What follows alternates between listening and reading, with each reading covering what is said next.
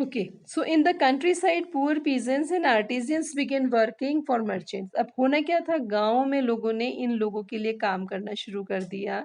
So as you have seen the textbook last year, there was when the people open field were disappearing. मतलब auctions अगर आप याद करेंगे, auctions होनी शुरू हो गई थी. A single patch of land was not vacant, empty, or you can say it was not left empty, and common were being enclosed. मतलब सब इसमें काम में सब कुछ यूज होने लगा था. सो कॉटेजर्स का मतलब हुआ जो छोटा मोटा काम करने वाले थे, and poor peasants who had earlier depend on the common land for their survival and gathering the firewood, berries, vegetable, hay and straw. जो अभी तक ऐसा ही काम करते थे कि सर्वाइवल के लिए छोटी मोटी खेती कर ली या फायरवुड कलेक्ट कर लिया. बेरीज का मतलब यहाँ पर है जो फ्रूट्स नट्स जो भी वो इकट्ठा करते थे. Vegetable, straw. They had to look for the alternative sources. अब जो मतलब ना सिर्फ टाइम पास करते थे, now they people start you can say getting source of another income. So why they should leave this chance? And many had tiny plots land and which could not provide work for the members of the household. So when the merchants came around and offered the advances to produce the goods and for them, जब उनको ये golden opportunity means the merchants were coming to the villages and providing the advance for the work and simultaneously work, मतलब पैसा भी दे रहे हैं, काम भी दे रहे हैं, तो nobody want to leave that. So peasants households eagerly agreed, and by working the merchants, they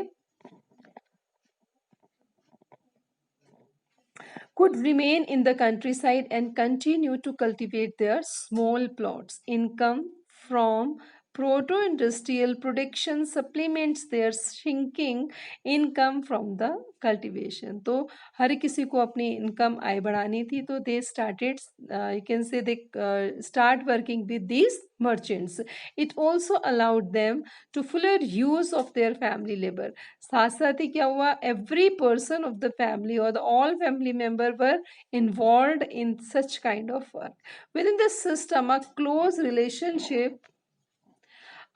relationship between depended on the towns and countryside. Merchants were based in the town, but the work was done mostly in the countryside. अब merchants क्या करते थे, वो शहरों में रहते थे लेकिन सारा काम कहाँ से लेते थे, विलेज से. The merchants clothier in England purchased wool from Stapler and carried it into the spinner, and yarn and thread and spun was taken the subsequent stages for the production of weavers, fullers and do then dyers and finishing done. London before export, the merchant sold the cloth in international market. London in fact came to be known as finishing center. ठीक है, I hope you understood this paragraph, but let me explain what we have learned here. The 3-4 categories we have seen. In simple word, if I say you कि merchant जो था वो किस पे depend था.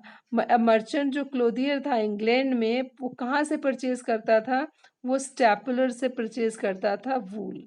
ठीक है, और कहाँ कैरी टू द स्पिनर, इसको स्पिनर के पास ले जाता था. स्पिनर क्या बनाता था, यान बनाता था. यान से क्या होता था, फिर उसको वो उसका वीवर्स के पास ले जाता था. ठीक है, वीवर से फिर वो डायर के पास ले जाता था, वो डाई होता था और फिर फिनिशिंग होता था, और फिर ये कहाँ पहुंच जाता था, इंटरनेशनल मार्केट में या फैक्ट्री में. तो आपको इतनी सारी प्रोसेस दिखाई दे रही है, you can understand. So let's it again take.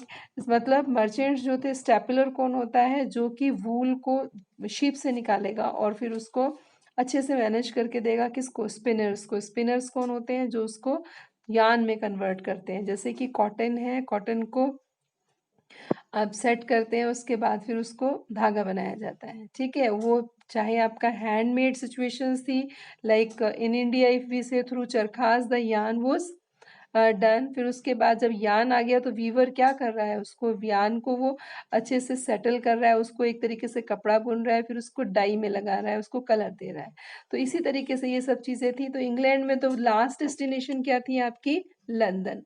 London was one of the place where all the finished product used to go, और एक finally वहाँ से brand बनकर निकलता था. तो this proto-industrial system was thus the part of network of the commercial exchanges. तो ये proto-industrial का जो system था, it was the network of commercial exchanges. मतलब एक तरीके से बहुत बड़ा profitable और you can say commercial मतलब trade purpose से this had been done, and it was controlled by the merchants, and goods were produced by the vast number of producers working within the family farms, not in the factories. अब एक बात सोचने की है, कोई factory नहीं थी, ठीक है. सब काम कहाँ हो रहा था? फार्म्स के अंदर हो रहा था, लेबरर्स के अंदर हो रहा था, मजदूर जिसको कर रहे थे, और कहाँ हो रहा था? विलेज पे हो रहा था. So at such stages, the production of 20 to 25 workers were employed in each merchant. हर एक merchant के साथ जो थे कम से कम भी 25 से 30 लोग उसके अंडर में होते थे. 20 से 25 या 30 आप कह सकते हैं. This mean that each clothier controlling the hundreds of workers. तो क्लोथियर कौन हुआ? क्लोथियर तो उससे भी बड़ा हुआ. एक मर्चेंट के पास 20 है, और तो मर्चेंट कितने उसके ऊपर जो डील करने वाले हैं, तो दैट डील विद 100, यानी कि एक क्लोथियर जो था 100 लोगों को एम्प्लॉयमेंट दे रहा था. ठीक है.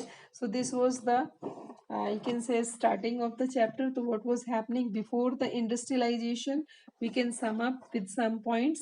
Like firstly, we must know what was proto-industrialization, and behind the proto-industrialization was that the work had begun from the towns, you can say from the countryside, and merchants and the common people or the countryside people had a great relationship with them. They used to work for them simultaneously. They used to get good income from those sides. So this was happening, and England was one of the main center. London was the one of the main center from where this was, you can say, get done by the people.